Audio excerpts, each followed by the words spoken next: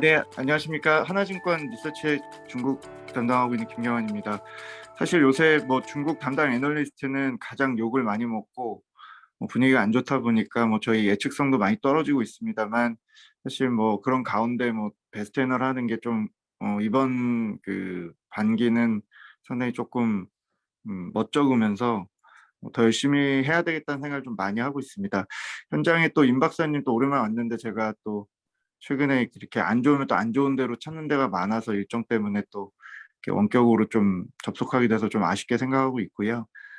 최근 동향이나 이런 것들은 뭐 너무 중국 상태가 좀 안 좋기 때문에 최근에 이제 쓰는 자료들이나 이런 것들이 하반기에 조금 저희가 좋아진다고 말씀드리고는 있지만, 뭐 구조적인 얘기들이 좀 많이 나오고는 있습니다. 제가 지금 그 자료 공유하고 있는 거는 최근에 중국이 이제 상반기 리오프닝 이후에 전체적인 소비 재화 소비라든지 기업 재고 조정도 길어지면서 물가가 굉장히 낮게 나오고, 또 부동산이나 부채 문제들 이런 것들 구조적인 것들이 이제 순환적인 요인도 있겠지만 구조적인 요인으로 많이 보여지는 것들이 결국엔 중국이 일본처럼 되는 거 아니냐, 또 일본식 장기 불황이나 90년대 대차 대조표 축소의 어떤 조짐의 시작이 아니냐, 뭐 이런 것들에 대해서 우려가 많은 것 같고요. 그래서 이제 그런 관련된 자료인데, 제가 이제 어제 저녁에 중앙정치국회의가 이제 경제 주제로 4월하고 7월 달에 열리는 거를 중국 주식시장이 이제 상당히 관심이 많은데, 보통은 목요일 금요일쯤에 하는데 그냥 조기에 해버렸습니다. 그래서 굉장히 빠르게 이제 어제 중앙정치국회의 소식이 좀 있었어가지고 그걸 조금 좀 말씀을 좀 드려보겠습니다. 일단 중앙정치국회의는 아시겠지만 이제 그 4월 말 7월 말 그렇듯 거시경제 운용에 대해서 이제 전반적으로 평가하고, 어, 특히 이제 7월 말 회의는 하반기 상황에 대해서 이제 계획들을 좀 얘기를 하게 되는데요. 이번에 이제 좀 회의에도 좀 새롭게 표현한 것들 좀 말씀을 드리면, 일단 그 거시경제 관련해서는 지금 중국의 어떤 도전 자체는 국내 수요 부족이고 기업 경영난, 그리고 핵심 영역에 리스크가 다발하는 부분들, 또 외부 상황은 복잡하고 엄혹하다라고 표현을 좀 하면서, 뭐 항상 하는 얘기지만 뭐 정밀 강화된 거시경제 정책 시기겠다라고 얘기를 하는데, 이제 역주기 조절이란 말이 오랜만에 등장을 했습니다. 거의 제가 알기로는 거의 2년 만에 역주기 조절 얘기를 하면서 이제 카운터 스트라이크죠. 그러니까 과주기 조절 강조를 좀 많이 하면서 질적 성장이나 구조적인 얘기를 좀 많이 하는 부분과 함께 이제 맞대응 측면에서 과주기 조절을 좀 해야 될 상황이라고 얘기를 좀 하는 것 같고요. 그만큼 2분기 중국 경기 상황이나 이런 것들이 상당히 만만치가 않고, 올해 이미 보수적으로 제시한 중국의 5% 성장률 목표도 달성하기가 쉽지 않을 거라고 좀 보는 부분이 있어서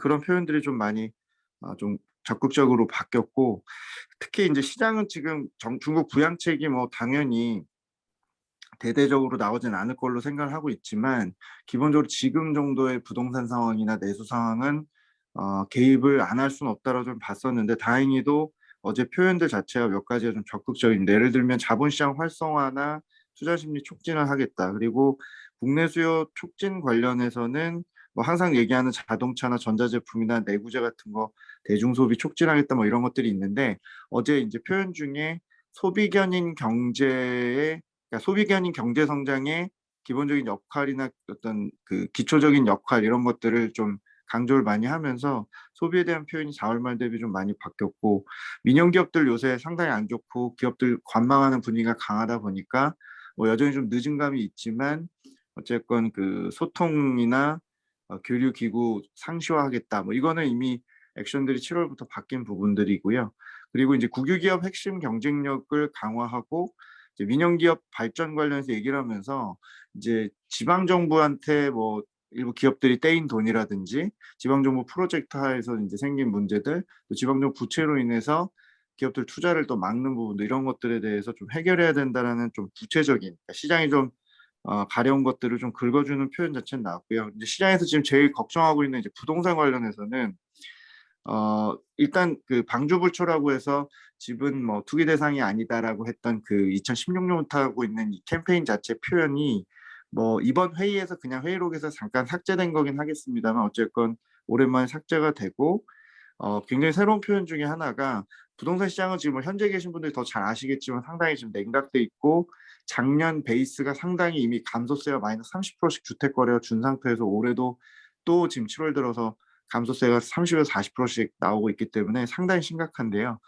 일단 부동산 시장 수급 관계에 중대한 변화에 적응해야 된다. 즉 이제는 공급자 시장이 아니라 수요 쪽을 좀 눈치를 봐야 되는 시장이고, 이런 거에 대해서 적절한 시기에 부동산 정책을 이제 완화하겠다, 계속 규제 완화하겠다는 얘기를 좀 더 했다는 부분들, 그리고 이제 그 어떤 그 전반적으로 이제 그 초대형 도시들의 뭐 재개발이라든지 뭐 최근에 얘기하고 있는 실수요 촉진하는 정책 추가로 더 완화하겠다고 얘기를 해서, 일단 제 생각에 어제 이제 저녁에 미국 상장 중국 기업들 주가라든지 위안화 환율이나 또 야간 상품 선물 시장 이런 쪽은 일단 너무 지금 뭐 목말라 있는 상황이다 보니까 반응 자체는 나쁘지 않았다고 생각하고요.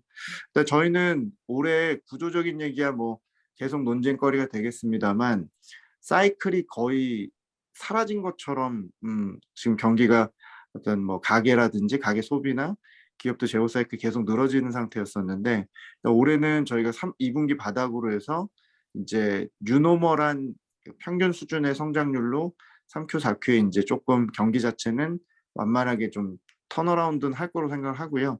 물론 이 턴어라운드 자체가 올해 1분기에 일부 보복 소비나 잠깐 반짝 좋았었던 상황 대비해서 더 성장률이 높아지거나 하는 건 아니고, 올해 전반적으로 이제 N자형 패턴 흐름으로 좀 조망을 하고 있습니다. 제가 그 지금 공유하고 있는 자료는 두 개 이제 자료를 좀 합친 건데요. 앞에는 중국식 대차 대조표 불황이나 리스크에 대해서 좀 점검한 자료인데, 뭐 중국 관련 나쁜 얘기들 100가지가 있기 때문에 저희 또 중자연 그 선배님들하고는 대부분 다 이제 중국 리스크에 대해서 좀 인식하실 것 같아서, 최근에 이제 뭐 논조라고 할 수 있는 거는 뭐 이런 부분입니다. 그러니까 지금 올해 상반기 중국의 물가나 수요는 분명히 지금 생각보다 많이 부진한 게 사실이고, 부진한 원인 중에는 가계 쪽의 대출은 늘지 않고 예금은 계속적으로 늘어나면서 레버리징이 이제 디레버리징으로 보여지는 문제들, 또 자산 가격의 조정이나 기업들의 관망입니다. 근데 저희가 일본 상태하고 조금 90년대하고 좀 다른 거는, 뭐 억지로 조금 다른 걸 찾아보면 전반적으로 중국이 지금 고령화나 미중 분쟁이나 전반적인 처한 것들이 일본하고 좀 비슷해 보일 수는 있지만, 궁극적으로 첫 번째는 일단 이번 그 불황이나 이런 침체에 대해서 중국 쪽 그 자산 가격이 일본식으로 일단 엄청나게 부러지듯이 일단 급락한 다음에 시작하는 건 아니다라는 부분들. 그러니까 부동산 가격 자체가 지표상으로는 기본적으로 2015년 이후에 두 번째 정도 조정이기 때문에 조금 더 봐야 된다는 부분들. 그 두 번째는 그 이슈 3번과 4번에 저희가 이제 보여드리고 있는 그림 중에 가계나 기업 쪽의 디레버리징이 이제 이렇게 계속 진행이 목격이 돼야 되는데, 가계 쪽은 이제 분명히 중국이 한 3년 정도 최근에 이제 레버리징이 좀 중단된 상태로 일단 평가할 수 있을 것 같고요. 물론 이제 올해 들어서는 주택담보대출 조기 상환이라든지 전반적으로 훼손된 어떤 심리 상황 속에서 전반적으로 이제 조금 레버리징 쪽보다는 부채 상환 쪽으로 가는 건 사실입니다만, 이 부분이 이제 내년까지 완전히 고착화될지, 아니면 3년 동안의 팬데믹 후유증, 작년에 어떤 소득이나 임금 훼손이나 규제 후폭풍 이런 것들일지는 좀 더 보자라는 게 저희 생각이고요. 중국 그 비금융 쪽 기업 부채, 그러니까 중국 기업 부채 절대적인 레벨은 원래 옛날부터 계속 지금 일본하고 비교도 많이 되는 문제긴 한데, 일단 이 기업 부채 역시도 주체가 좀 많이 다양하지만 기본적으로 최근 한 7, 8년 정도의 흐름을 보면 굉장히 조정들이 좀 있었고, 최근에 와서 다시 좀 확장을 좀 하고 있습니다. 물론 확장하는 측은 전체적으로 양극화가 심합니다. 지금 중국 쪽에서 그나마 부채를 일으키거나 수요가 강한 쪽은 뭐 신재생 쪽이나 배터리, 자동차, 산업재, 또 혹은 국영기업들 구조조정 끝낸 애들, 혹은 일부 이제 이런 하이테크 산업들, 뭐 반도체 이런 쪽이겠죠. 그래서 전체적으로 서비스업 부동산 일반 기업들 대비해서는 양극화가 있지만, 그래도 기업 사이드 쪽은 확장을 좀 유지하고 있다라고 말씀을 드리고 있고, 근데 문제는 중국 그 자체적인 가장 큰 문제는 중국식 위험이라고 할 수 있는데, 결국에는 부동산을 끼고 있는 가계, 또 지방정부, 디벨로퍼의 이 트라이앵글 구조가 2016년 이후로 계속 이제 코너에 몰리고 있어서 공급자나 수요자 쪽에서 이제 생길 수 있는 각각의 문제들이 지금 가장 큰 골칫거리라고 생각을 합니다. 뭐 일부 불황을 감내하고 계속 규제를 한 요인도 있고, 또 최근 들어서는 완화를 하더라도 또 쉽지 않게 살아나기가 쉽지 않은 그런 상황으로 볼 수 있는데, 저희가 이제 부동산 관련해서 가계 쪽 측면에서 리스크를 좀 점검해 보면 일단 저희가 지금 제일 많이 보고 있는 거는 중국의 주택 거래가 워낙 안 좋은 건 이미 저희 시장에서 빠르게 캐치하면서 주가가 반영했기 때문에, 그러면 최근의 문제들 중에서 수요가 좋아지는 징후 혹은 문제가 좀 해결되는 것들 중에서 이제 주택담보대출 조기 상환이나 이런 것들이 워낙 심했었습니다. 그래서 보시는 이 RMBS 조기 상환 비율 지수 같은 경우는 데일리로 발표하는 데이터인데, 이게 올라갈수록 상환하는 압력이 크다는 걸 의미하는데요. 최근에 이제 5, 6월 달에 이게 역대 최고치까지 올라가서 상환 압력이 굉장히 높았다가 최근에 이게 다시 7월 이후에 좀 하락을 좀 하고 있습니다. 일단 뭐 급한 대로 이제 그 기존의 고금리 대출들 뭐 조금 이제 다시 연끌해서 좀 낮은 금리로 대환을 하는 차환했던 사람들 혹은 다주택자들 중에 처리할 사람들 뭐 이런 것들은 일단 급한 대로 압력이 좀 정점을 지나고 있다는 부분을 보고 있고요. 물론 하반기에 저희가 중국 주택 거래나 이런 것들이 이미 지금 안 좋은 상태에서 어제 뭐 정치국 회의에서 완화를 시사를 했지만 얼마나 빠르게 회복될지는 사실은 굉장히 보장할 수 없는 상태라서 지금 보고 있는 저 조기 상환 지수나 이런 것들이 좀 낮아지면서 소비에 좀 영향을 제약을 했던 요인들이 꽤 있었기 때문에 이제 차라리 먼저 빚 갚자라고 하면서 소비 쪽을 미루고 했던 것들이 좀 나아지는지나 조기 상환이 좀 완화되는지, 그리고 그런 것들이 8월, 9월, 10월 달에 가계대출이 이제 마이너스를 탈출할랑 말랑하고 있는데 이런 것들이 늘어나는지 좀 모니터링을 간절히 하고 있는 그런 상황이고요. 뭐 디벨로퍼 문제 관련해서는 저희가 이제 공식적으로 다루진 않았고, 지방정부 산하의 LGFB라고 얘기하는 정토짜이 뭐 이런 거 찍는 애들이죠. 도시건설 투자 기업들, 이 관련 기업들의 이제 부채 문제로 인해서 얘네들 유이자 부채 상환하느라고 중국 정부가 받고 있는, 지방 정부가 원래도 재정 여력이 안 좋은데 전체적으로 이제 인프라 투자 제약된다 뭐 이런 내용들을 좀 담아봤습니다. 뭐 이것도 사실 부동산을 완화할 수밖에 없는 명분 중에서 지방 정부 이제 토지 관련 그 양도 수입이 결국에 재정 수입일 텐데, 지금 거의 절반 가까이 수준의 이 재정 수입이 2년 연속 역성장을 하고 있는 건 사실 사상 최초거든요. 그래서 어떻게 보면 이를 좀 악물고 굉장히 이제 그 뭐 나름대로 산업 구조 조정이나 뭐 이런 것들 탈부동산 조치를 하는 거지만 상태가 너무 안 좋기 때문에 뭐 요거 관련해서 하반기엔 조금 이제 완충을 좀 하겠다라고 보여지고요. 지금 당장 많이 완화해서 토지 재정이 좋아져서 뭐 인프라가 잘 나오기까지는 시간이 좀 걸릴 수는 있는데, 워낙 시장이 지금 코너에 몰린 상황이다 보니까 이제 어제 나온 정치국 회의에서 시그널들이 이제 8월부터 조금씩 그 어떤 정책을 좀 완화하는 쪽으로 가거나 혹은 일부 지방정부 산하의 이제 LGFB나 이런 것들은 답이 안 나온 상황이니까 일회성 완화 조치들 이런 것들을 시장이 좀 많이 간절히 좀 기다리는 상황이고요. 은행 쪽 시스템 위험도 최근에 5월 이후에 그 외사들이 이제 6월입니다. 6월 이후에 이제 은행 관련된 레이팅이나 이런 것들 좀 낮추면서 이제 문제들이 좀 후행적으로 많이 생기죠. 2016년에도 그런 얘기가 많이 나왔었습니다. 근데 저희 결론은 은행 쪽은 지난 3, 4년 동안 뭐 이런 LGFB, 그러니까 지방정부 산하의 이런 공사들 문제 이런 것들은 조금 그 익스포저를 많이 줄여놨다는 게 저희 생각이고요. 최근에 이제 은행주들은 뭐 형편없이 주가가 빠져 있는데 결국엔 뭐 성장에 대한 희생을 계속 하고 있죠. 마진 스퀴즈가 계속 많이 나고 대출금리 내려가고 예대 마진이 안 좋은 문제, 즉 수익성의 문제고 건전성의 문제는 좀 과도하다. 뭐 시스템 위험까지 가지는 않을 걸로 생각을 한다는 게 최근에 언급드립니다.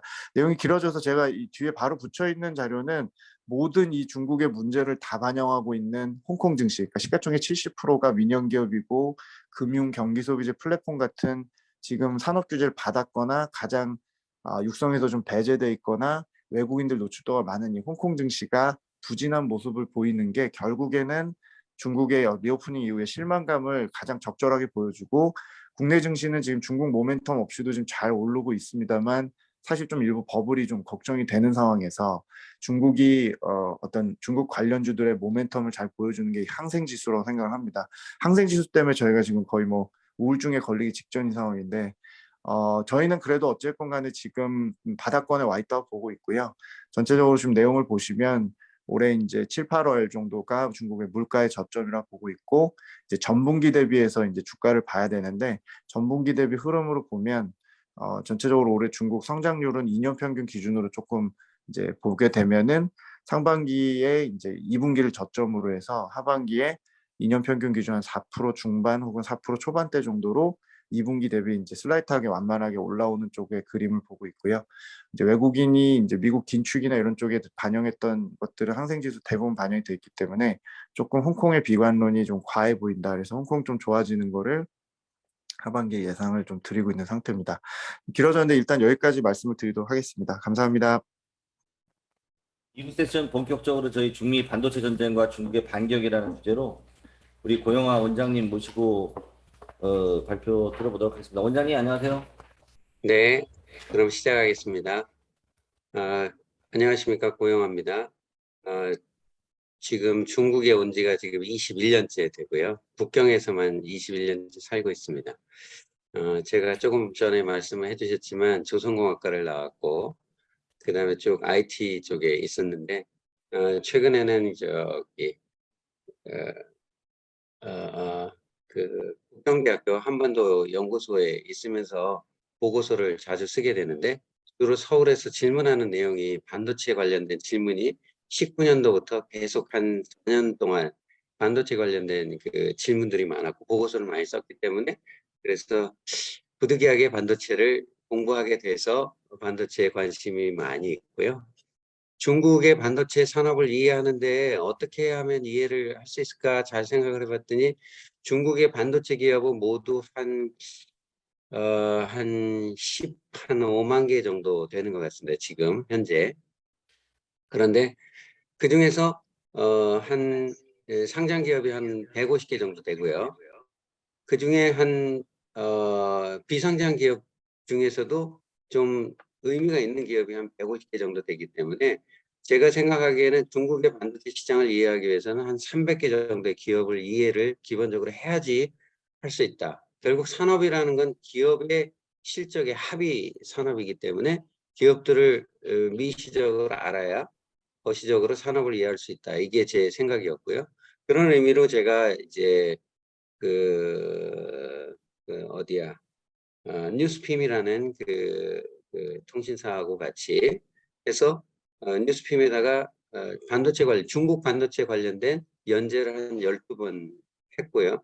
앞으로도 몇 개 더 할 생각이 있는데, 한 20편까지는 갈 생각이 있는데, 지금 한 12편을 했는데, 그 12편 한 거를 요약을 해서 이번에 발표를 하게 됐고, 특히 그 최근에 그 갈륨하고 게르마늄 수출 제한을 중국에서 해서 중미 반도체 전쟁이 작년 그 10월까지 이제 미국에서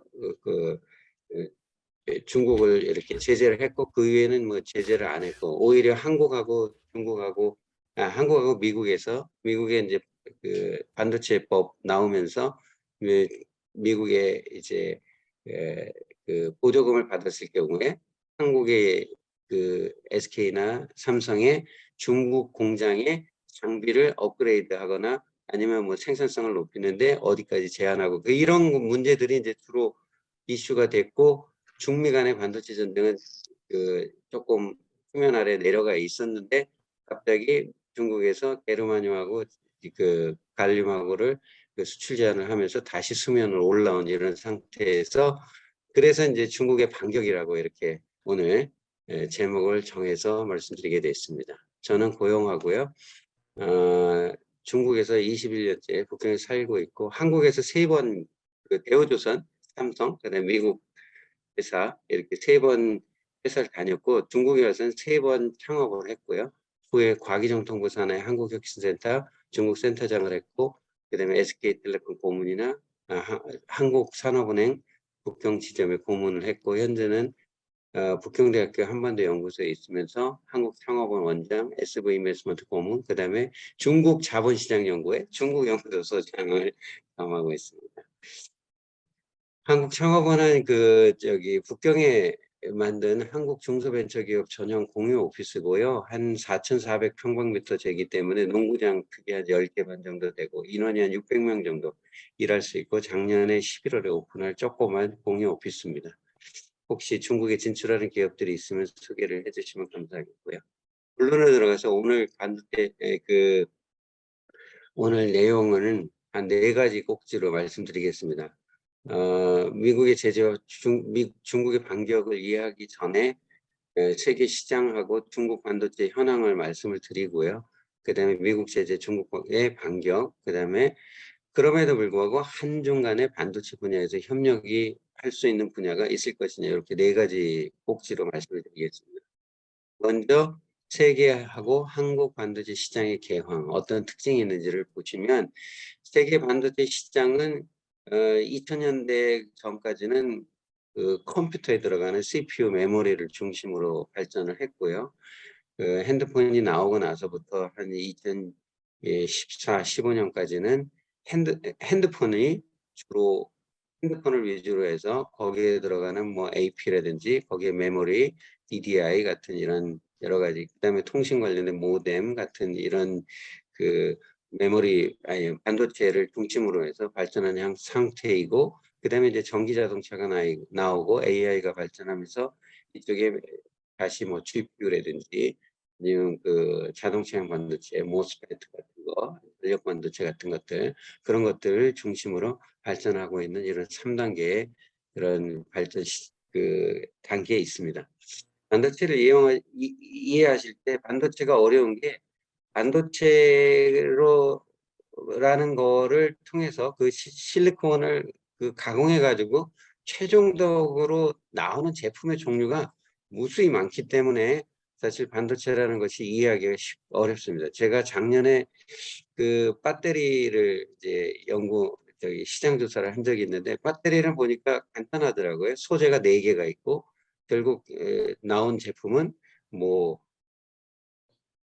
배터리라는 이런 제품이 나오는데 대동소이한 정도의 그 제품의 그 종류가 많지 않은 그런 그 특징이 있는데, 반도체는 실리콘을 가공해서 최종적으로 나오는 것이 이렇게 많다. 그래서 이렇게 이제 반도체 최종 제품을 구별하는 방법이 메모리를 위주로 이제 분류를 해서 메모리, 비메모리 이렇게 이제 용도별로 구별하는 방법이 있고, 또 하나 이제 반도체 분류 방법은 구조에 따른 방법인데, 반도체라는 건 뭐냐면 가공을 한 게 트랜지스터 아니면 저항 아니면 캐패시터, 이 3가지 정도를 그 아날로그 그 회로를 만들 수 있는 어떤 요소를 만들 수 있는데, 그것들을 복합적으로 사용해서 어떤 시스템적으로 움직이게 할 수 있는 어떤 회로를 만드는 거냐, 그거를 이제 직접 회로, IC, Integrated Circuit, 그런 3가지가 섞여서 만들어진 그 반도체다. 그래서 IC라고 하고요.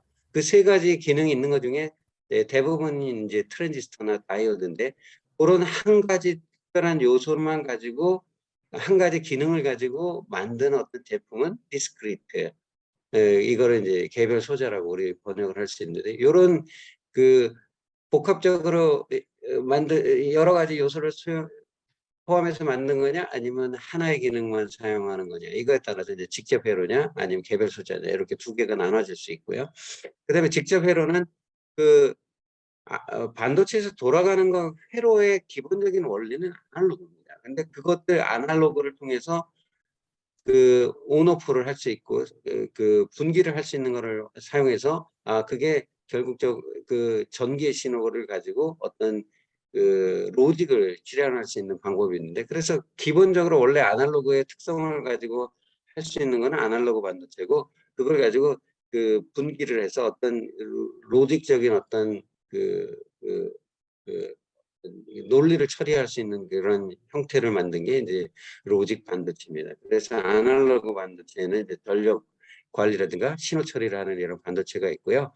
그다음에 이제 로직 반도체에 보면 CPU라든지 MCU 같은 이런 어떤 계산기, MPU라고 하는 계산의 역할을 하는 거하고, 그 원래 그 컴퓨터라는 것이 CPU가 있고 메모리가 있고 그다음에 통신이 있고 3가지로 이렇게 대충 이루어져 있는데, 거기에 핵심이 되어 있는 CPU 부분하고 메모리 부분, 이 2개가 이제 로직 반도체를 크게 형성하고 있는 이런 형태입니다. 그래서 그 직접 회로 IC 중에서도 메모리를 빼고 나머지를 이제 이야기할 때 전력 관리, 신호 처리, MPU 이런 거를 합쳐서 얘기하는 게 이제 그 시스템 반도체라고 하고, 그다음에 메모리 반도체가 있고, 그다음에 그거 말고 하나의 단순한 그 하나의 요소만 가지고 움직이는 거를 개별 소재 이렇게 세 개로 이렇게 나눠볼 수가 있습니다.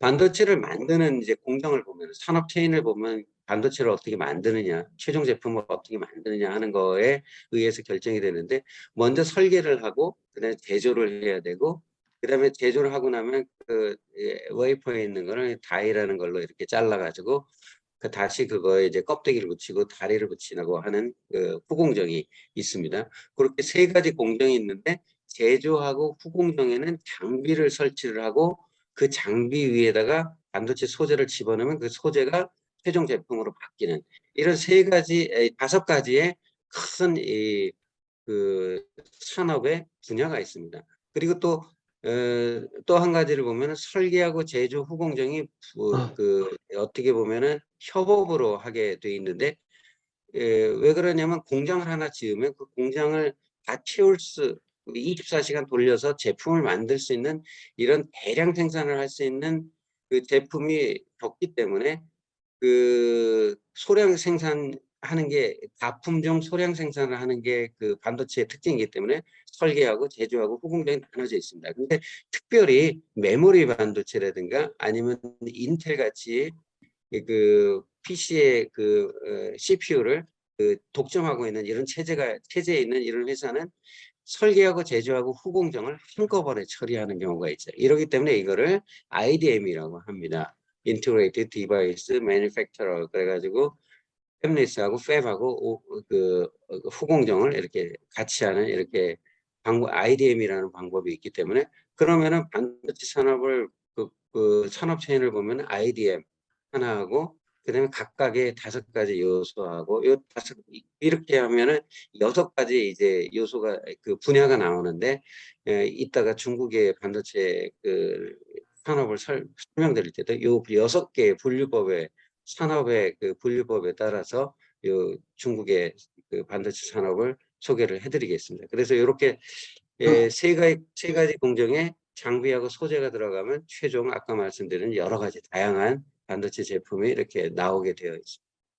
세계 반도체 시장을 이렇게 보시면 메모리 반도체가 27%를 차지하고 있고 비메모리 분야가 73%를 차지하고 있는 게 현실입니다. 그래서 그중에서 메모리 반도체가 20%, 시스템 반도체가 그 47%, 그다음에 개별 소자.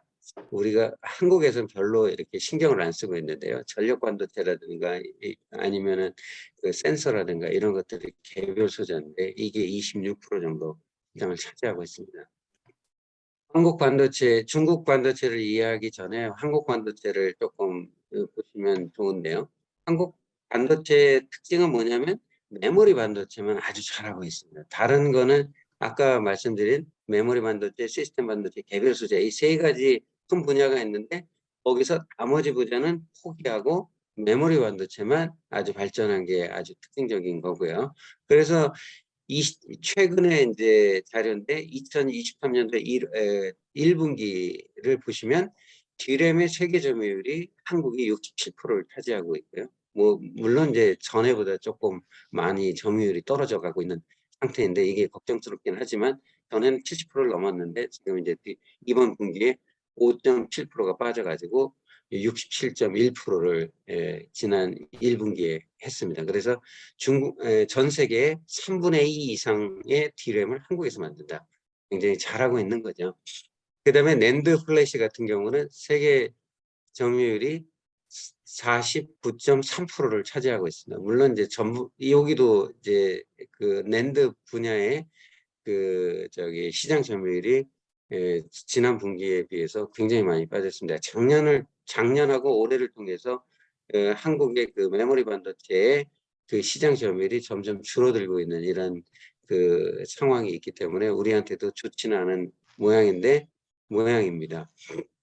그렇지만 이거를 가중 평균을 해보면은 전체 시장 점유율이 메모리 반도체 부분에 전 세계 한 58.7% 거의 한 60% 정도를 우리가 하고 있는 상황이고요.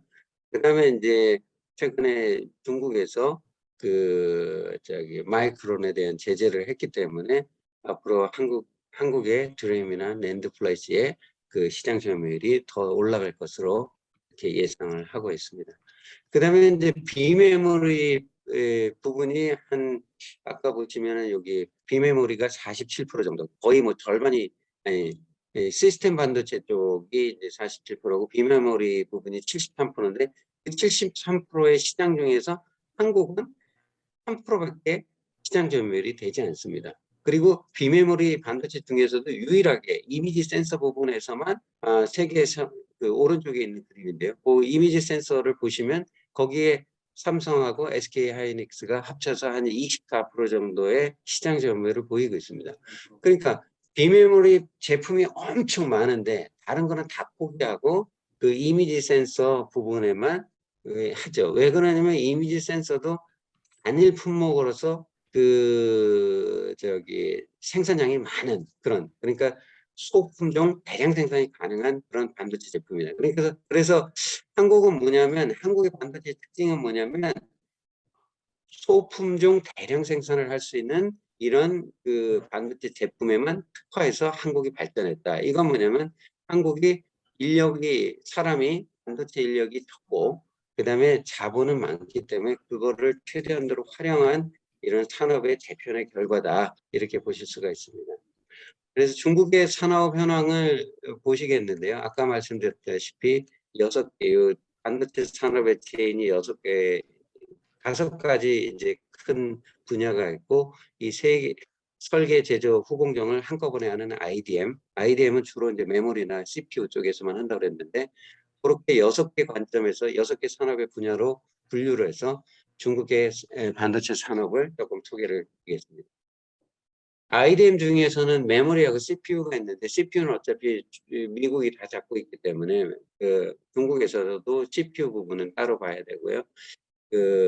메모리 반도체가 이제 주로 이제 IDM을 차지하고 있기 때문에 메모리 반도체 부분이 어떠냐 이렇게 봤을 때, 메모리 반도체는 다시 DRAM하고 NAND 플래시 2개로 나눠지기 때문에 2개를 보면은 DRAM은 어떠냐? 중국이 이제 원래는 DRAM을 2000년도 초반까지 만들었었습니다. 그런데 그때 이제 치킨 게임이 시작됐고 메모리 가격이 하락되면서 메모리를 굉장히 다 포기를 하고, 그때 이제 중국이 한국의 그 SK 하이닉스를 인수를 해서 LCD 산업을 이제 진동방이라는 거 BOE를 만들어서 이제 LCD 산업을 이제 키웠죠. 그러면서 메모리 반도체 부분을 이렇게 포기를 했습니다. 반도체 부분을 상당 부분 포기를 했습니다. 그 중에서도 메모리 반도체, 그다음에 반도체 제조 부분을 이렇게 포기를 하고, 그 부분이 이 산업이 어디로 갔냐면 LCD하고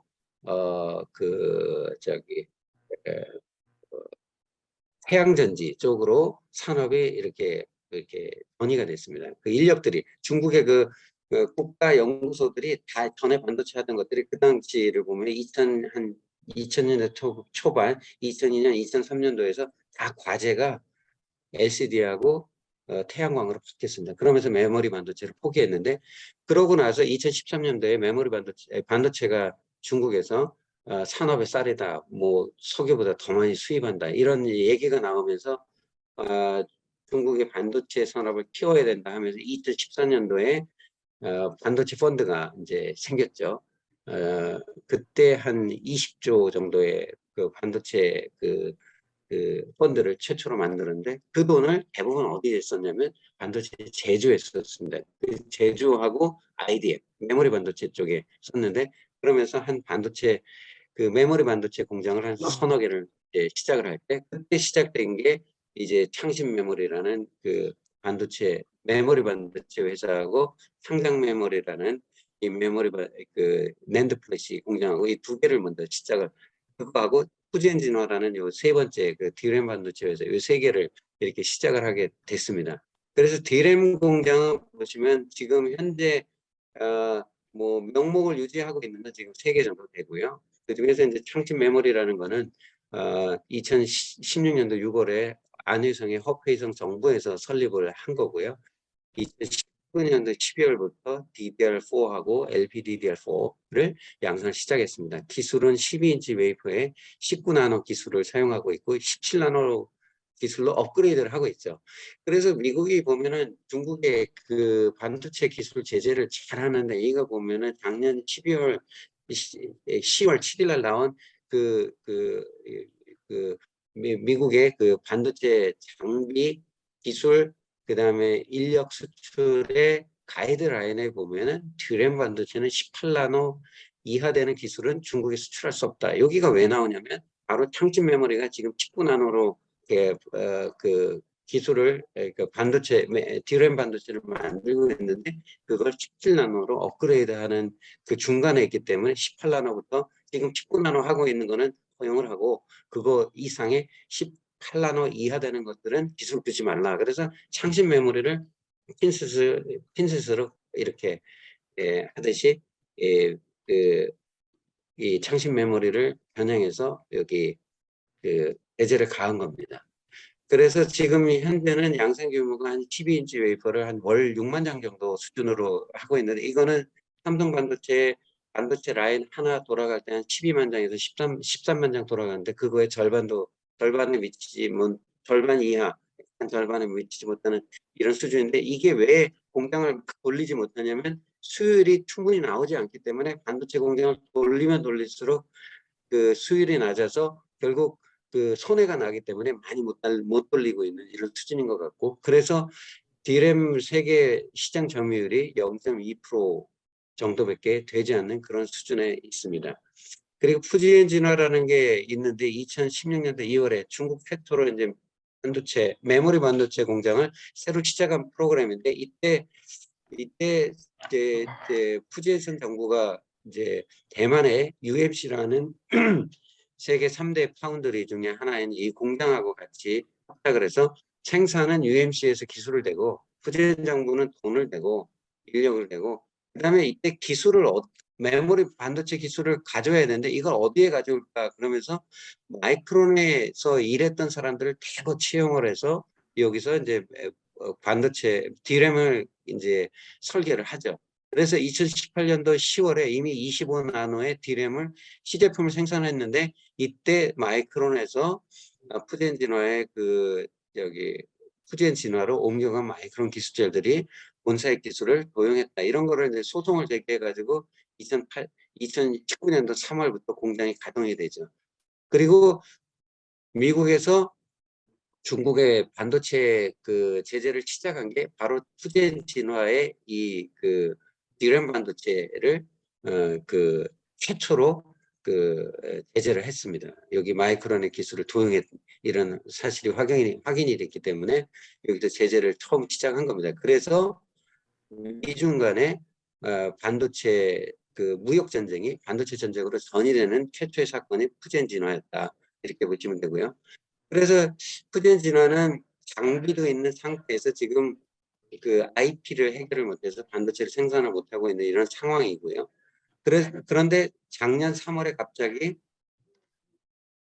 선전 정부가 DRAM 반도체를 DRAM 반도체 공장을 설립하겠다 그러면서 일본의 엘피다라는 유명한 메모리 반도체 회사의 전에 사장을 여기 이제 부사장으로 데려오면서 이렇게 회사를 이렇게 일단 시작을 했습니다. 투자를 하겠다고 선언했는데, 근데 이제 미국에서 반도체 장비 수출 제재를 하면서 반도체 장비를 해결을 못해서 아마 이 공장은 설립이 불확실한 그런 상황입니다.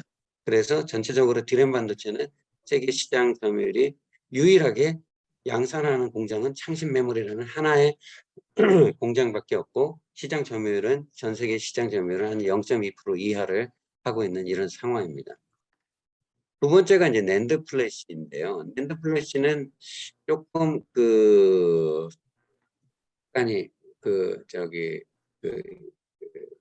뭐냐면은 중국의 창작 메모리라는 회사가 이제 칭화 유닛그룹에서 이제 설립한 회사인데요.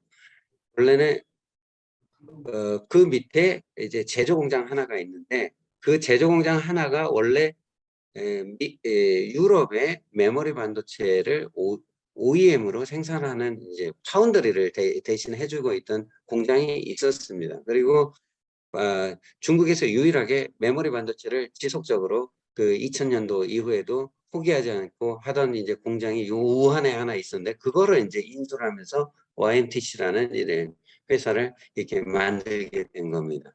그래서 2017년도에 이제 32단 그 낸드 플래시를 만들었고 19년도에 이제 64단, 그다음에 2000년도에는 128단을 만들어서 21년도에 그걸 가지고 SSD 제품을 만들어서 이렇게 시장에 내놨죠. 그래서 왼쪽에 보시면은 이 그림이 있는데 이게 지금 YMTC의 제품은 한국의 인터넷에서도 사실 수가 있습니다. 그래서 창신 메모리에 한국 대리상이 한국에 있는데 그분의 홈페이지에서 제가 다운로드 받은 겁니다. 그래서 창신 메모리는 이미 그 낸드 플래시를 만들어서 그걸 이렇게 모듈로 SSD 모듈로 만들어서 모듈을 한국에서도 팔고 전 세계적으로 팔고 있는 이런 상황입니다. 그래서 낸드 플래시 공장은 지금 중국에서 유일하게 하나가 양산하는 공장이 있고요. 몇몇 그 다른 시도가 있었지만 지금 못하고 있는 그런 상황입니다.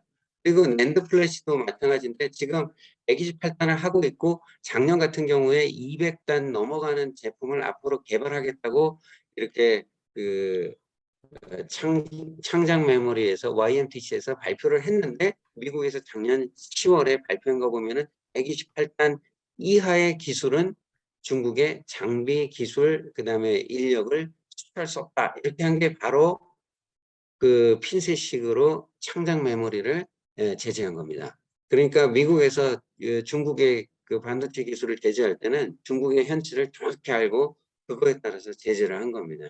그래서 여기를 제재한 것이다.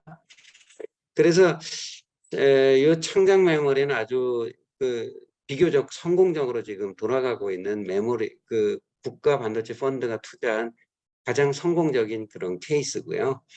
그다음에 지금 보면은 작년 그 3분기 시장 점유율을 2.6%를 기록했고요. 세계 7위 정도를 지금 하고 있습니다. 그다음에 이제 반도체 부분 분야를 보면 반도체 이제 설계 생산, 그다음에 후공정, 그다음에 그 장비, 그다음에 소재 이렇게 5개로 이제 산업을 세분화한다고 했는데 거기서 설계 분야를 보면은 설계 분야는 굉장히 중국이 잘 하고 있고요. 아주 활발하게 그 활동을 하고 있습니다. 팹리스 그러니까 반도체 설계만을 담당하는 이런 그 회사가 3,243개, 작년도 말 기준으로 3,243개가 있고요. 작년 한 해만 433개가 증가를 한 상태입니다. 참고로 한국의 팹리스는 한 130개 정도 되는 거로 추산이 되는데 이거하고 비하면 3,200 몇십 개는 한 25배 정도 되는 그런 그 규모입니다. 중국이 한국의 팹리스보다 25개가 많다. 왜 많냐면 우리가 주로 얘기하는 게 중국이 전 세계 IT의 공장이다. 뭐 중국이 세계 공장이다 하면서 그 중에 IT 제품, 예를 들어서 핸드폰의 70% 이상을 중국에서 생산하고, 그 다음에 PC의 뭐 7, 80%를 중국에서 생산하고, 그래서 그런 여러 가지 수요가 있지 않습니까?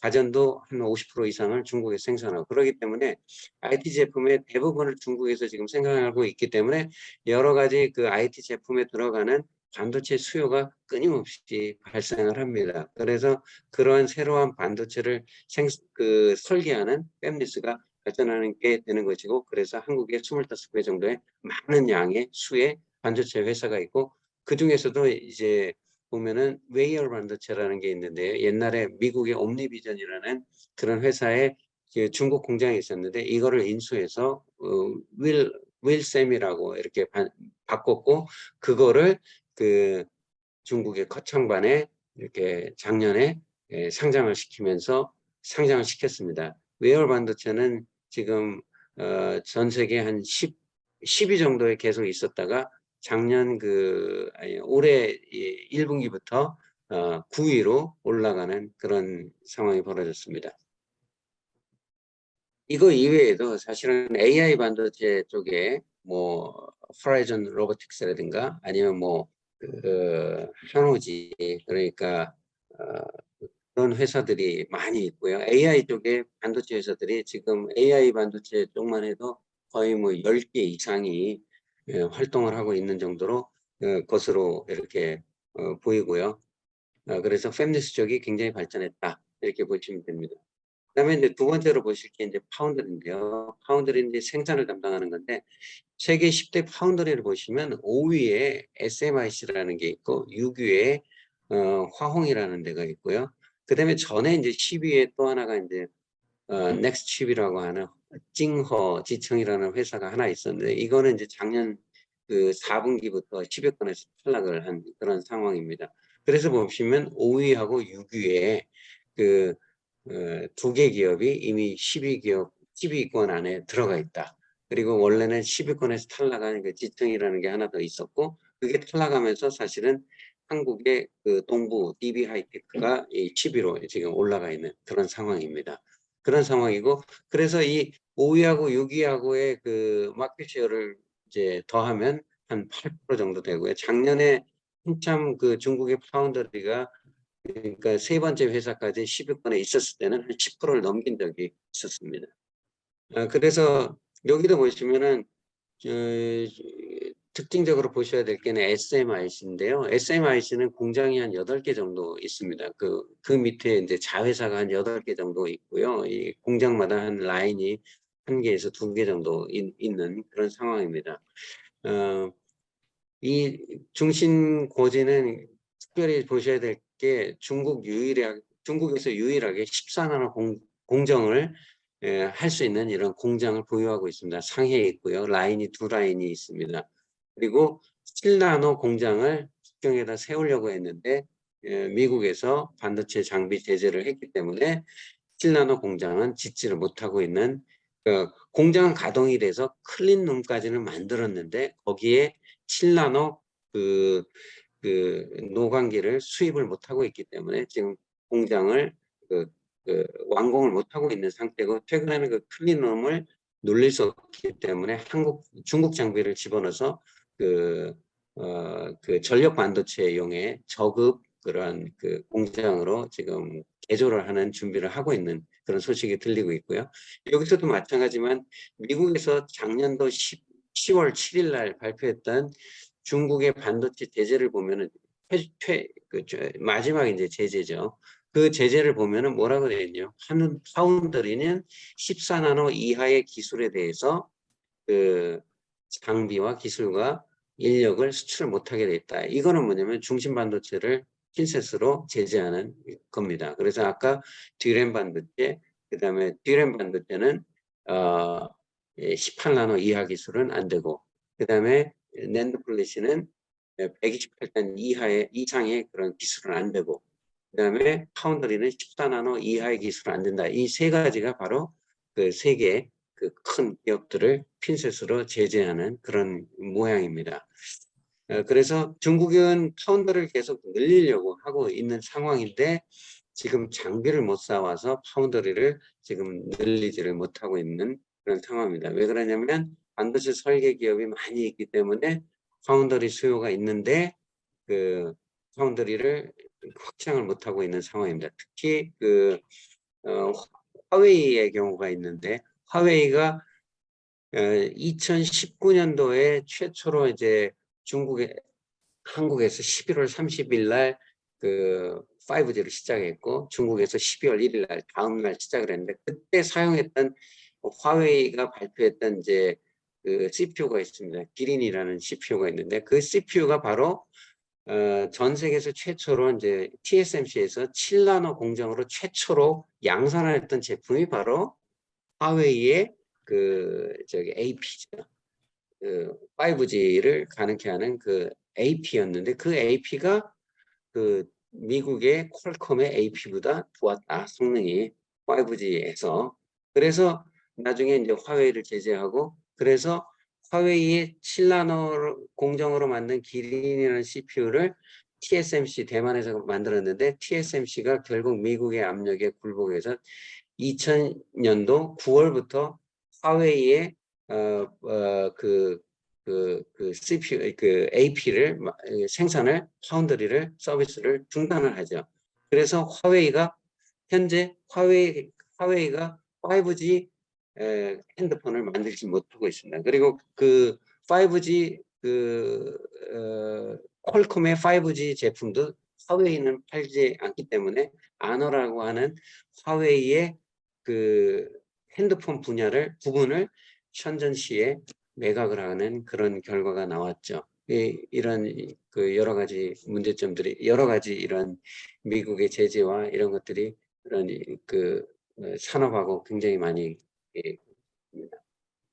그리고 이제 또 보시면 세 번째 이제 반도체 공정을 보면은 맨 마지막 공정이 후공정이라고 하는데, 후공정은 그 까맣게 이제 까맣게 껍질 씌우고 다리 만들고, 그 다음에 그거가 반도체가 제대로 동작하는지 테스트를 하고 그러기 때문에 우리가 그거를 패키징 앤 테스트라고 이렇게 얘기를 하고 있는데, 후공정 기업이 무려 1382개가 작년 연말 있고요. 그중에 그 오른쪽 도표를 보시면 세계 10대 반도체 후공정 기업 이렇게 나와 있는데, 1등은 이제 대만 기업이고 2등은 암코라고 미국 기업이고, 3위하고 4위하고 6위, 7위가 여기가 그 중국 기업입니다. 그래서 세계 10대 반도체 후공정 기업 중에서 4개가 중국 기업이다. 그래서 중국이 이 4개 기업의 그 마켓쉐어만 합쳐더라도 한 24.6%가 된다. 그러니까 중국은 반도체 설계, 제조, 그다음에 후공정 중에서 설계도 굉장히 잘하고요.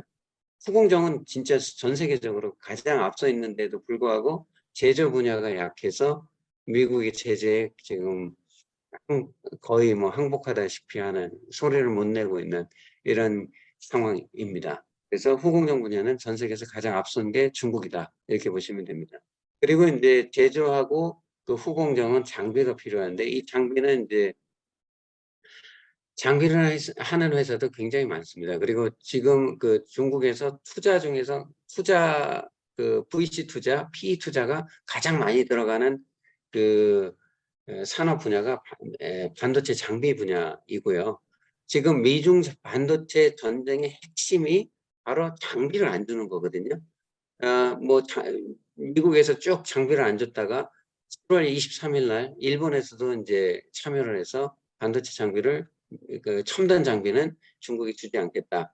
그리고 또 네덜란드도 합세를 해서 9월 1일부터 다시 또 중국에 주는 장비를 제재를 하겠다. 이런 상황에 있기 때문에 중국은 사면초가죠. 반도체 장비가 없어서 지금 제조를 못하고 있는 이런 상황이죠. 아까 말씀을 드렸다시피 화웨이가 7나노 기술이 있음에도 불구하고, 설계 기술은 7나노도 있고 6나노도 있고 5나노 기술도 있음에도 불구하고 그거를 생산할 수 있는 공장이 없어서 지금 생산을 못하는 그런 상황에 처해 있는데, 그러고 이 반도체 장비를 지금 해외에서 주지 않기 때문에, 그러면 자기나 중국의 어떤 동맹으로부터 장비를 들여와야 되는데, 중국의 동맹 중에는 반도체 장비를 하는 그런 나라가 없습니다. 다시 말해서 러시아라든가 아니면 다른 이제 공산권에 있는 뭐 이런 국가에서 반도체 장비를 하는 국가가 있느냐? 없습니다. 그렇기 때문에 중국의 문제는 뭐냐면, 반도체 장비 개발을 다른 어떤 동맹에 의지하지 않고 자기 혼자만 독자적으로 개발해야 되는 혼자만의 문제가 돼버렸습니다. 그래서 혼자만 해야 되는 일을 혼자 스스로 모든 문제를 해결해야 되기 때문에 중국이 사면초가에 지금 처해 있는 그런 상황이고요. 그래서 보시면은 중국에도 나름 이렇게 반도체 장비를 만드는 공장이 있습니다. 그래서 상하이 마이크론이라는 이 회사가 지금 노광기를 개발을 담당하고 있는 회사인데, 이 회사는 사실은 노광기 같은 경우도 보면 1960년도부터 그 노광기를 중국에서 개발을 하고 있었어요. 그런데 2000년도가 되면서 이 노광기를 원래 개발하던 회사가 다 LCD 노광기하고 그다음에 태양광 노광기로 그쪽으로 다 돌아가고요.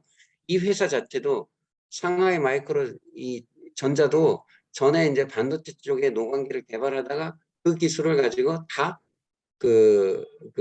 태양광하고 LCD 쪽에 노광기를 만드는 걸로 산업을 전환을 합니다. 그러면서 메모리 쪽에 메모리나 아니면 반도체 쪽에 시스템 반도체 쪽에 노광기 개발을 이제 등한시하죠. 그렇게 하면서 중국의 이제 반도체 장비 시장이 좀 이게 어떻게 보면 퇴화를 한 겁니다. 왜 그러냐면 태양전지나 아니면은 LCD는 공정이 시스템 반도체나 메모리 반도체보다 이렇게 동일한 기술이 아닙니다. 그렇기 때문에 이렇게 퇴보를 한, 그러니까 어떻게 보면 기술이 더 발전하지 않고 그냥 그 상태에 계속 묶여 있는. 근데 이제 LCD라든지 아니나 태양광 쪽에 이제 산업이 컸기 때문에 그쪽에 매출이 많으니까 거기에 이제 집중을 해서 좀 등한시했다. 그런 상황이고요. 그래서 지금의 현재의 상황이 발생한 겁니다. 그래서 상해 마이크로 같은 경우는 2018년도에 90나노의 제품을 노광기를 출시를 한 거고요. 2016년부터 시작해서 28나노 DUV 이머전 노광기를 지금 개발하고 있는데 원래는 개발의 완료 시점이 2020년도였습니다. 그런데 2020년도에도 개발이 안 됐고 21년도에도 개발이 안 됐고 아직까지도 개발이 안 된 걸로 생각이 들고 있습니다. 원장님, 그래서 원장님 만약에 네, 지금 시간이 한 14분 정도 9시까지 남았습니다. 그래서 네, 조금 속도를 내서 진행해 주시면 좋겠습니다. 내용이 너무 좋긴 한데 예, 시간이 좀 제한되기 때문에. 예, 알겠습니다.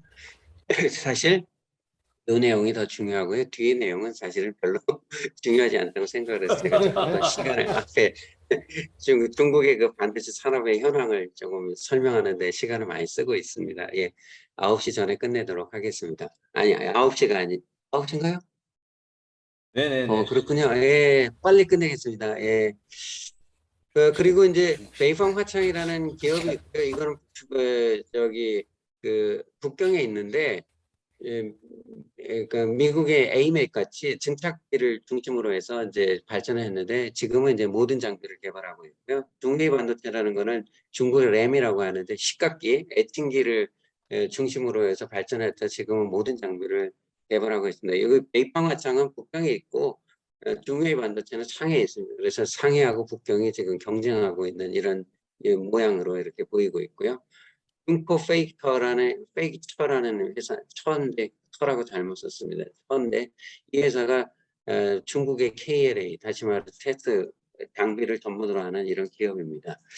그 다음에 이제 소재 부분이 있는데요. 소재도 보면은 1960년도부터 거의 막 50년 동안 이 소재를 연구를 하고 중국의 반도체가 50년 정도 된 아주 오래된 산업입니다. 중국에서 50년 전부터 반도체를 만들었었어요. 그랬는데 지금 이렇게 좀 뒤졌는데 어쨌거나 소재 부분도 오랫동안 했음에도 불구하고 그리고 연평균 17%가 성장함에도 불구하고 국산화율은 30% 이하가 되는데 이분들의 요 밑에 보면 도표에서 보시면 베어 웨이퍼, 전자기체, 포토레지스터, 포토마스크, 연마 광택, 그다음에 습식화학, 그다음에 스포터링 타겟 이런 여러 가지가 있는데 그 중에서 시장 규모가 가장 큰 소재는 베이 웨이퍼거든요. 그래서 베이 웨이퍼 쪽에 굉장히 많은 지금 공을 들이고 있고 그 중에서 전 세계 마켓 쉐어 한 7위 되는 기업이 하나 나왔습니다. 그래서 후이쿠이 산업이라고요. 상해시 정부에서 만든 이런 투자해서 만든 이런 기업인데 이 회사가 유럽에 있는 회사도 인수를 하고 이렇게 해가지고 M&A를 해서 급격하게 성장을 했고 그래서 베어 웨이퍼 분야의 세계 7위 마켓시어 2.5%를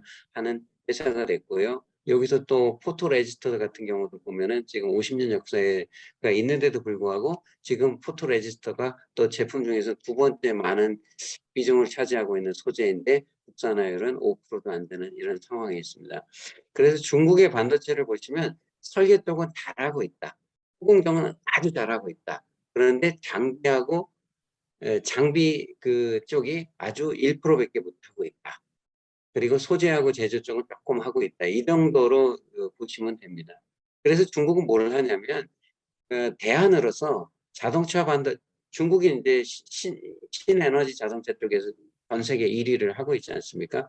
그래서 보니까 옛날에 이제 이건희 회장이 자동차가 앞으로는 뭐 바퀴 달리는 핸드폰이다, 전자제품이다 이렇게 말을 한 적이 있었는데요. 그 앞으로 신재생의 에너지 전기 자동차의 그 BOM 중에 50% 이상이 반도체가 될 수 있다라는 예상이 나오고 있기 때문에 중국은 자동차 반도체 쪽으로 아주 포커스를 해서 하고 있습니다. 또 하나가 뭐냐면 자기네가 실리콘 반도체에서 지고 있기 때문에 제3세대 반도체, 3세대 반도체, 질화 관련 그러니까 GAN 반도체라든지 아니면 그 탄화 실리콘이죠. SiC 같은 그런 이제 4세대 반도체 쪽을 3세대 반도체 쪽을 개발하는 데 집중을 하고 있습니다. 또 하나는 뭐냐면 자기네 반도체 장비만 가지고 100% 자기네 장비만 가지고 공장을 한번 지어봤어요. 이게 연동 마이크로라고 북경에 있는 원래 전력 반도체를 만드는 회사인데 이 회사가 공장을 새로 하나 만들었는데 그 공장을 올해 4월부터 가동을 하는데요. 이 4월부터 가동을 했는데 테스트 가동을 하고 7월부터 양산을 하는데 여기는 공장 전체가 국산 장비로만 이렇게 되어 있습니다. 그래서 이런 걸 통해서 중국은 지금 여기 65나노를 지금 시작을 하는데 65나노부터 시작해서 기술을 독립을 하고 이제 우리 그 시간의 경험을 축적하는 이런 그 테스트를 시작을 한 것 같습니다. 화웨이가 자기네가 반도체를 설계를 해서 7나노 반도체를 만들었는데 결국 생산을 못하고 있는 상황에서 미국에서 중국에 이제 화웨이를 제재할 때 그 파운더리 서비스만을 제재한 게 아니고 또 반도체를 설계해서 쓰는 EDA라는 그런 그 도구를 화웨이 팔지 못하게 했습니다. 그래서 런던 페이가 3월 17일에 내부 회의에서 3월 말에 이제 화웨이가 EDA를 자체적으로 개발했다 하는 걸 발표하는데 그 전에 며칠 전에 런던 페이가 이런 얘기를 합니다. 화웨이는 중국의 해외에서 주는 좋은 이런 도구나 이런 걸 가지고 최종 제품을 좋은 걸 만들자라는 슬로건으로 이렇게 했는데 갑자기 미국에서 부품하고 도구를 안 주니까 우리가 바보가 됐다. 우리가 완전히 바보가 됐다. 이 바보라는 말을 직접 써가면서 이런 한탄하는 얘기를 하는데 그러면서 화웨이가 14나노 정도까지 쓸 수 있는 EDA라는 개발 도구를 이렇게 개발을 완료해서 올해까지 테스트를 완료한다는 이런 얘기입니다. 미국의 제재하고 중국의 반격인데 요즘 이게 굉장히 뜨고 있는 그 말 중에 하나인데 뭐냐면 이번에 이제 갈륨하고 게르마늄을 왜 이 시점에 내놨을까? 뭐 미국의 이거 중요한 인물들이 국무장관도 오고 그다음에 재무장관도 오니까 그 중간에 제재를 이런 문제를 제기한 거냐 이렇게 얘기를 하는데 사실 그거는 아닌 것 같이 보이고요. 지금 중국의 반도체 관련된 제재를 하는 게 미국이었는데 갑자기 7월에 일본도 제재를 23일부터 시작을 했죠. 네덜란드가 9월 1일부터 하겠다고 그랬죠.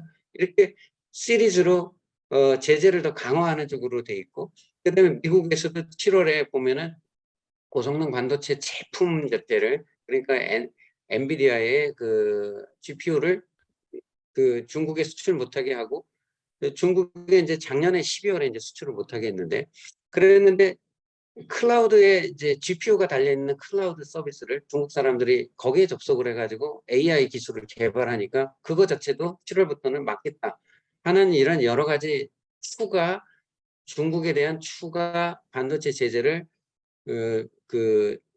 미국에서 그다음에 일본에서 네덜란드에서 준비를 하고 있기 때문에 그 시점에 그거에 앞서서 선제적으로 중국이 게르마늄하고 갈륨에 대한 수출 규제를 이렇게 한 겁니다. 그래서 보시면 미국에서 여러 가지 제재를 했는데 중국에서 사실은 반격한 게 없어요.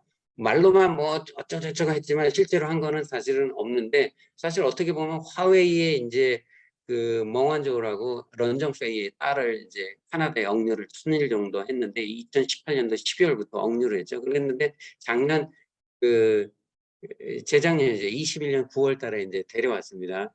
이게 뭐냐면 미국에 제재를 했는데 그거를 성공적으로 방어해서 사람을 뺏어왔죠. 사람을 이제 데려왔죠. 그래서 이제 어떻게 보면은 중국이 미국의 제재에 첫 번째로 저항을 해서 이렇게 성공했던 첫 번째 케이스가 이 케이스고요. 이거는 어떻게 보면 공격이라고 보기에는 어렵고 수비라고 보면 될 것 같고요. 그다음에 올해 이제 5월에 마이크론에 대해서 제재를 했죠. 심각한 보안 문제가 발생했다. 이거는 화웨이에 대해서 제재를 화웨이 그다음에 ZTE, DT에 대해서 제재를 했을 때 썼던 동일한 이제 그 원인으로 제재를 그 중국이 미국 회사에 대해서 한 거죠. 이걸 보면 참 재밌는데요. 마이크론이 계속해서 그 디램 분야에서 세계 3위를 했는데 올해 1분기에 2위로 처음으로 올라왔어요. 그런데 딱 5월 달에 중국에서 마이크론을 제재를 해서 앞으로 이제 마이크론은 중국 시장에서 이제 팔 수가 없기 때문에 시장 점유율이 급격히 떨어질 것으로 이제 예상이 되고 있고요. 그런 와중에 요새 이제 메모리 반도체 그 시장이 안 좋기 때문에 이런 상황에 웨스턴 디지털이라는 그 이제 그 난드 플래시를 하는 미국 회사가 있는데 이 회사가 또 일본의 키옥시아에까지 매각된다는 이런 설이 그런 상황이 두 개가 우연히 겹쳤어요. 그러다 보니까 미국의 메모리 반도체에 대한 그 시장 지배력이 급격히 약화가 된 겁니다. 그러고 보니까 중국으로 봤을 때, 이거 한번 쳐봤더니, 이거 효과가 있네.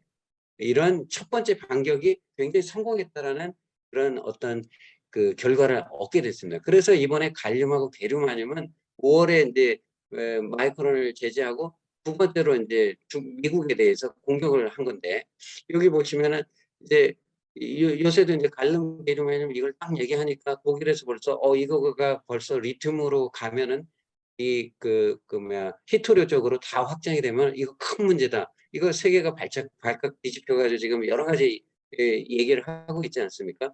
이렇게 해서 중국이 한번 마이크론을 때려보니까 효과가 있으니까 이거도 한번 이렇게 또 제재를 한번 해보는 겁니다. 그래서 결국은 중국은 2018년부터 지금 5년 동안 미국에 대해서 제재를 굉장히 당하고 괴롭힘을 당했는데 말로만 반격을 하고 그러다가 실제적으로는 수비 한 번 성공했고 공격 두 번을 하는 그런 상황에 처해 있다고 간단히 말씀드리면 그렇고요. 그럼에도 불구하고 한국 반도체하고 협력이 있을 거냐 하는 거는 여러 가지 이제 투자를 많이 하고 있고요. 그다음에 한중 공동 ETF도 지금 하고 있는 건데 한중 반도체 분야를 그 하나로 통째로 보시면 안 되고요. 메모리 반도체, 시스템 반도체, 개별 소재라는 제품과 그 여러 가지 설계 단계, 설계, 제조, 후공정, 장비, 소재 이렇게 그 반도체 산업의 그 단계별로 이렇게 크로스로 해서 이렇게 사각형으로 만들어서 봤을 때 경쟁 관계가 있고 보완 관계가 있는 게 분명히 있기 때문에 이런 상황을 보시고 우리가 합리적으로 접근을 해야 하는 게 좋겠다는 게 제 생각입니다. 이상입니다. 2분밖에 안 남았네요. 죄송합니다. 다음으로 발표를 마치겠습니다.